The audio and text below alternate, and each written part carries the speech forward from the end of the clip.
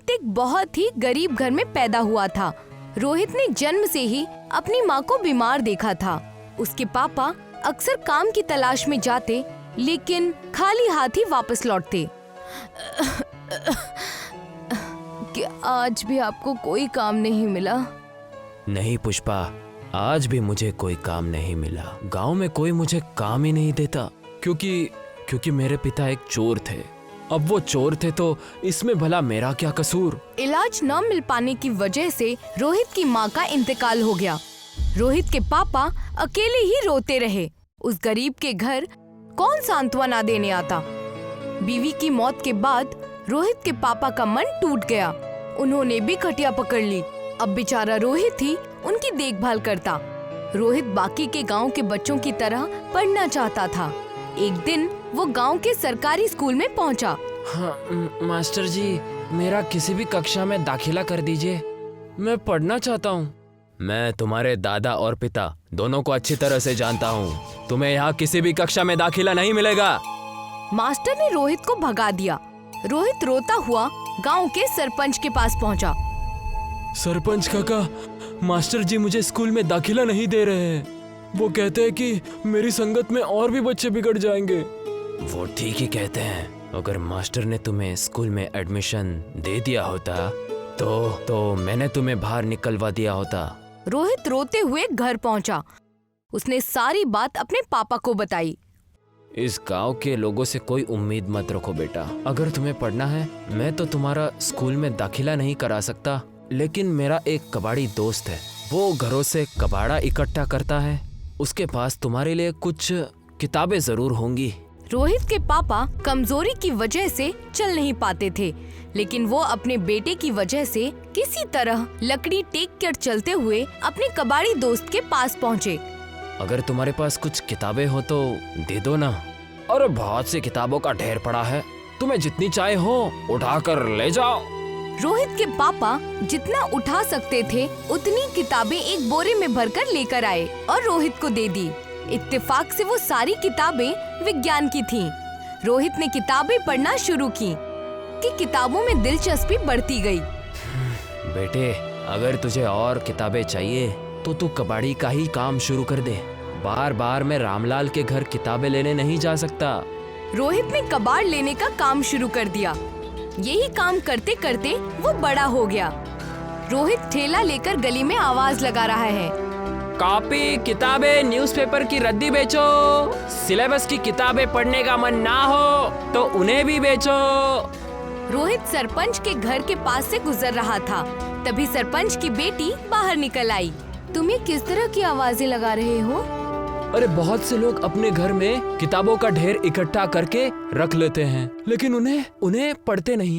मैं उन्हीं के लिए आवाज लगा रहा हूँ। तुम ठीक कह रहे हो, मेरा भी यही हाल है। पता नहीं बचपन से लेकर आज तक कितनी किताबें मेरे पास रखी हुई हैं। आज मैं उन्हें बेच ही डालती हूँ। रोहित को कबाड़ में जो भी किताब मिलती वो उन्हें पढ़ डालता। उसने किताबों से विज्ञान का काफी ज्ञान इकट्ठा कर लिया था, लेकिन उसकी जानकारी बिखरी हुई और असैद्धांतिक थी। कुछ साल बाद रोहित के पापा का भी इंतकाल हो गया। अब रोहित को घर में अकेलापन महसूस होने लगा। वो अपना घर बसाना चाहता था। रोहित कई घरों में अपनी शादी की बात करने गया, लेकिन उसकी गरीबी की वजह से किसी ने उससे रिश्ता जोड़ने की दिलचस्पी नहीं दिखाई। लगता है घर बसाने के लिए पहले मुझे अमीर बनना होगा। रोहित काम की तलाश में शहर चला गया। उसने बहुत से स्कूलों में जाकर कहा कि वो साइंस पढ़ा सकता है, लेकिन सब ने उससे डिग्री मांगी जो उसके पास नहीं थी। सर, मैं बच्चों को साइंस पढ़ा सकता हूँ। क्या आपके स्कूल में साइंस टीचर की जरूरत है? तुमने कहाँ से शिक्षा ली है? अपने सर्टिफिकेट दिखाओ।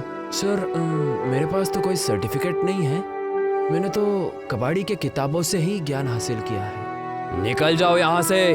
पता नहीं कहाँ से चले आते हैं। उसके पास पैसे भी नहीं बचे थे।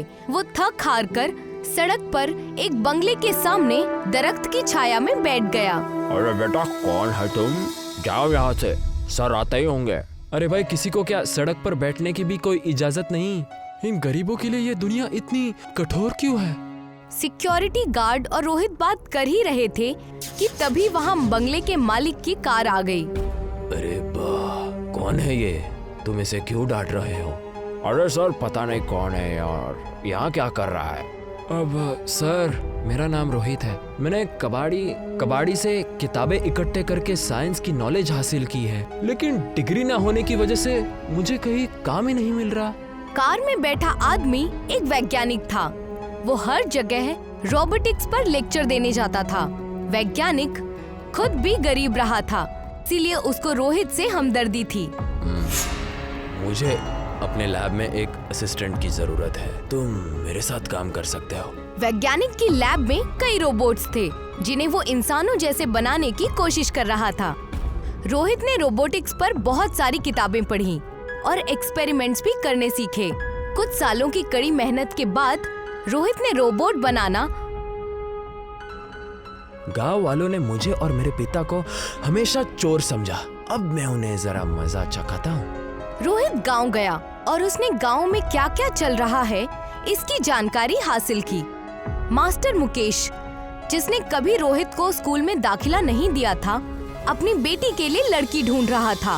एक दिन गांव में एक बहुत ही खूबसूरत और फैशनेबल लड़की आई। जब वो गांव से गुजर रही थी तो पूरे गांव ने उसे देखा, लेकिन कोई भी उससे बात करने की हिम्मत नहीं जुटा पा रहा था। लड़की नदी किनारे जाकर बैठ गई। मास्टर का बेटा अरविंद पढ़ा लिखा था। वो नदी किनारे गया और उसने लड़की से बात करने की हिम्मत की। अब क्या आप गांव में किसी घर में रिश्तेदार हैं? नहीं, मैं ये गांव घूमने आई हूँ, लेकिन यहाँ कोई होटल नहीं है जहाँ मैं ठहर सकूँ। अगर आपको कोई परेशानी ना हो तो आप मेरे घर रुक सकती हैं। पहले मुझे देखना पड़ेगा कि तुम्हारे घर में प्राइवेसी है या नहीं। अरविंद लड़की को अपने घर ले गया। उसने लड़की को घर दिखाकर कहा, ये वाला पूरा कमरा आपके लिए। किसी चीज की जरूरत हो तो मुझे बता देना। लड़की ने कमरे का दरवाजा बंद कर दिया। वो लड़की अंदर से एक रोबोट थी। उसने सॉकेट में चार्जर लगाकर खुद को चार्ज किया। रोहित लैब में बैठा रोबोट के जरिए से सब कुछ देख रहा था। इन रोबोट्स को चलाने में सबसे बड़ा चैलेंज चार्जिंग का है। अगर चार्जिंग डाउन हुई तो पोल खुल जाएगी। मुझे चार्जिंग का ध्यान रखना होगा। उधर मास्टर ने अपने बेटे से पूछा, अरे अरविंद, तू ये किस लड़की को घर लेकर आया है? अब ये लड़की शहर से आई है, हमारा गांव घूमना चाहती है। गांव में कोई हॉस्टल नहीं है, इसलिए ये कुछ दिन हमारे घर रुकेगी। असल में ये लड़की मुझे पसंद है पिताजी। जब ये यहाँ से जाएगी तो मैं उससे शादी की बात करूंगा। अरे पर बेटा, मैंने तुझे कई लड़कियां दिखाई हैं, क्या तुझे उनमें से कोई पसंद नहीं आई? नहीं, कोई भी लड़की इतनी इंटेलिजेंट और सुंदर नहीं है। इसके पास पूरी दुनिया की जानकारी है। इसका दिमाग बिल्कुल कंप्यूटर जैसा है पिताजी। अरे मैं हिस्ट्री का टीचर हूँ, क्या ये मेरे जितना हिस्ट्री जानती है? अभी शायद वो सो रही है, कल आप उसे खुद ही पूछ लेना। अगले दिन अरविंद ने उस लड़की को अपने पापा से मिलवाया। तुम्हारा नाम क्या है बेटी? मेरा नाम सरस्वती है। नूरजहां कौन थी? नूरजहां का असल नाम मेहरुनिसा था। वो ईरान के निवासी मिर्जा गयास की बेटी थी। मेहरुनिसा के शौहर की मौत के बाद जहांगीर ने उससे शादी कर ली और उसे नूरजहां का टाइटल दिया। चंद्रयान 3 को कहाँ पर लैंड किया गया है? चंद्रमा के साउथ पोल पर। बहुत खूब बेटी, बहुत खूब। तुम तो साक्षात सरस्वती ही हो। उस दिन घूमने फिरने के बाद सरस्वती शाम को घर लौटी और उसने कमरा बंद कर लिया। अरविंद ने खाना खाने के बाद अपने पापा से कहा, पिताजी, सरस्वती अपने घर जाए इससे पहले ही मैं उससे शादी कर लेना चाहता हूँ। अरे लेकिन बेटा, उसे घर वाले से तो मिल लेते। अब वो सब बाद में हो जाएगा पिताजी। अगर सरस्वती जैसी लड़की हाथ से निकल गई तो मुझे बहुत पछतावा होगा। सरस्वती को देखकर लगता है कि उसका परिवार शिक्षित और अमीर होगा। अरे लेकिन शादी से पहले तू उससे एक बार जरूर पूछ लेना कि वो कमरा बंद करके इतने अकेले में क्यों रहती है। अगले दिन जब सरस्वती बाहर आई तो अरविंद ने उससे पूछा, तुम कमरा बंद करके अंदर क्या करती हो? वो मैं मेडिटेशन करती हूँ। ओ, मेडिटेशन यानी ध्यान? तभी मैं कहूँ तुम्हारा दिमाग इतना शांत और फुर्तीला कैसे है। दरअसल बात यह है सरस्वती, मैं तुमसे शादी करना चाहती हूँ। क्या तुम मुझे इस लायक समझती हो? तुम्हारा और मेरा कोई मुकाबला नहीं है, लेकिन मुझे ये गांव पसंद है, इसलिए मैं शादी करने के लिए तैयार हूँ। अरविंद और सरस्वती की शादी हो गई। सुहागरात को सरस्वती दरवाजा बंद करके को चार्जिंग पर लगाकर बैठ गई। अब सरस्वती दरवाजा खोलो, पूरी रात मेडिटेशन करोगी? सरस्वती ने दरवाजा खोलकर कहा, मुझे खुजली हो गई है, तुम कुछ दिन मुझसे दूर ही रहो। अरे ये अरविंद तो सरस्वती के पीछे ही पड़ गया है। अब जल्दी से टारगेट फिनिश करना होगा। एक रात जब अरविंद का खानदान सो रहा था तो सरस्वती ने अरविंद और मास्टर जी के फोन अपने सिस्टम से जोड़कर हैक कर लिए और उनका सारा अकाउंट बैलेंस साफ कर दिया। उसने घर में रखे माल जेवर की भी चोरी कर ली और घर से निकल गई। अगले दिन जब अरविंद और मास्टर उठे तो उन्होंने देखा कि सरस्वती का कमरा खुला पड़ा है और सरस्वती गायब है। पापा, सरस्वती कहाँ गायब हो गई? कहीं किसी ने उसे किडनैप ना कर लिया हो। तुम पुलिस को फोन करो, मैं गांव में ढूंढता हूँ। अरविंद ने पुलिस से बात करने के बाद अपने फोन का रिचार्ज कराया, लेकिन उसके अकाउंट में बैलेंस ही नहीं था। अरविंद दौड़कर मास्टर के पास पहुंचा। वो पिताजी, मेरा पूरा अकाउंट बैलेंस गायब है। मास्टर ने अपना अकाउंट बैलेंस चेक किया, फिर उन्होंने घर पहुंचकर तिजोरी चेक की। अरे हम लुट गए रे बेटा, वो लड़की तो ठग निकली। रोबोट अरविंद के घर हिडन कैमरा लगाकर गया था। रोहित सब कुछ लाइव देख रहा था।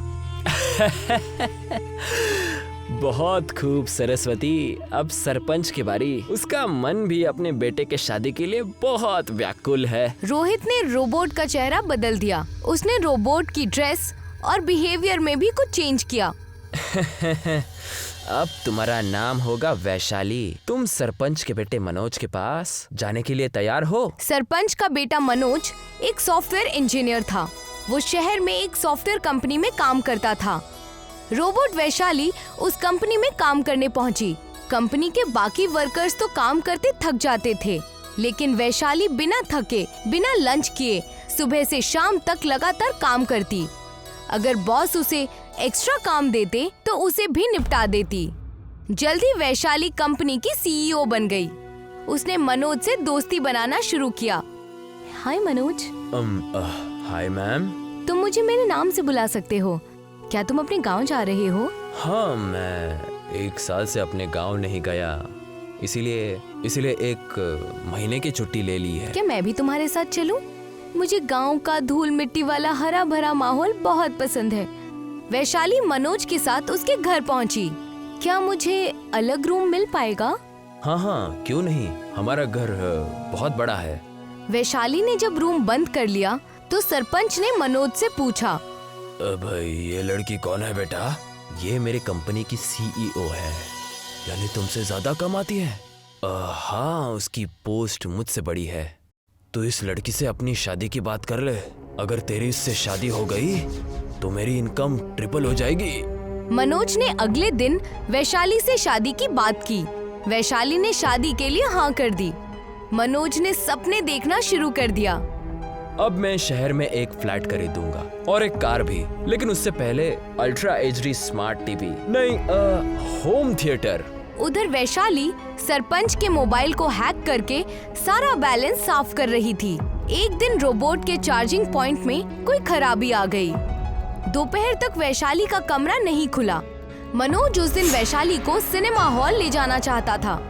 अब वैशाली दरवाजा खोलो, क्या अभी तक सो रही हो? रोबोट ने फटाफट खुद को ठीक करके कपड़े पहने और दरवाजा खोला। मनोज ने वैशाली का हाथ पकड़ा और बाइक पर बैठाकर उसे सिनेमा हॉल ले गया। 1 घंटा ही बीता था कि वैशाली की चार्जिंग डाउन होने लगी। रोहित लैब में वैशाली के अंदर आ रही आवाज को सुन पा रहा था। Charging down, charging down. अरे नहीं, ये तो प्रॉब्लम हो गई। मनोज, मुझे इसी वक्त घर जाना है। लेकिन हुआ क्या? प्रॉब्लम तो बताओ। मुझे पीरियड्स आ रहे हैं, जल्दी घर चलो। वैशाली रास्ते में ही गिर पड़ी। मनोज ने जब वैशाली को उठाया तो वैशाली का एक जूता निकलकर गिर गया और रोबोट का पंजा दिख गया। फिर तो सारी पोल खुल गई। विनोद वैशाली को लेकर घर पहुंचा। पापा, ये लड़की नहीं, रोबोट है। किसी ने हमें उल्लू बनाया। अरे ये रहा इसका चार्जर। मैंने इसके कमरे की तलाशी ली, तभी मिला मेरे अकाउंट में पैसे नहीं है। इस रोबोट ने सारे पैसे किसी और बैंक अकाउंट में ट्रांसफर कर दिए हैं। खबर सुनकर मास्टर और अरविंद भी वहाँ पहुँचे। अरे सरपंच जी, हमें भी अपने घर में ऐसे ही चार्जर मिला। इस रोबोट ने हमें भी लूटा था। सरपंच ने साइबर पुलिस से सारी छानबीन कराई तो पुलिस रोहित तक पहुंच गई। वो रोहित को पकड़कर गांव में ले आए। अरे सरपंच जी, यही वो छोकरा है जो रोबोट्स को संचालित कर रहा था। अरे रोहित कबाड़ी वाला तू? हाँ, मैं। तुम लोगों ने मुझे शिक्षा के काबिल नहीं समझा, मुझे और मेरे पिता को हमेशा चोर समझा, इसलिए तुम लोगों से बदला लेने के लिए मैंने ये सब किया। अरे सरपंच जी, इसे कड़ी से कड़ी सजा मिलनी चाहिए। जब ये पूरी जिंदगी जेल में सड़ेगा तो इसे मजा आएगा। तभी वहाँ सरपंच की बेटी आई। नहीं पापा, रोहित इंटेलिजेंट है। आप लोगों ने भी तो उसके साथ बुरा बर्ताव किया था, इसे माफ कर दीजिए। मैंने जब रोहित को अपनी किताबें बेची थी तभी मुझे रोहित से मोहब्बत हो गई थी। मैं इसे शादी करना चाहती हूँ। बेटी की वजह से सरपंच का गुस्सा ठंडा हो गया। ठीक है, मैं इसे माफ करता हूँ, लेकिन ऐसी हरकत दोबारा मत करना। अरे लेकिन हमारे पैसों का क्या? अरे आपके पैसे सब सुरक्षित है। वो तो मैं आप सबको सबक सिखाना चाहता था। रोहित ने मास्टर और सरपंच के पैसे वापस कर दिए और सरपंच की बेटी से शादी करके एक खुशहाल जिंदगी बिताने लगा।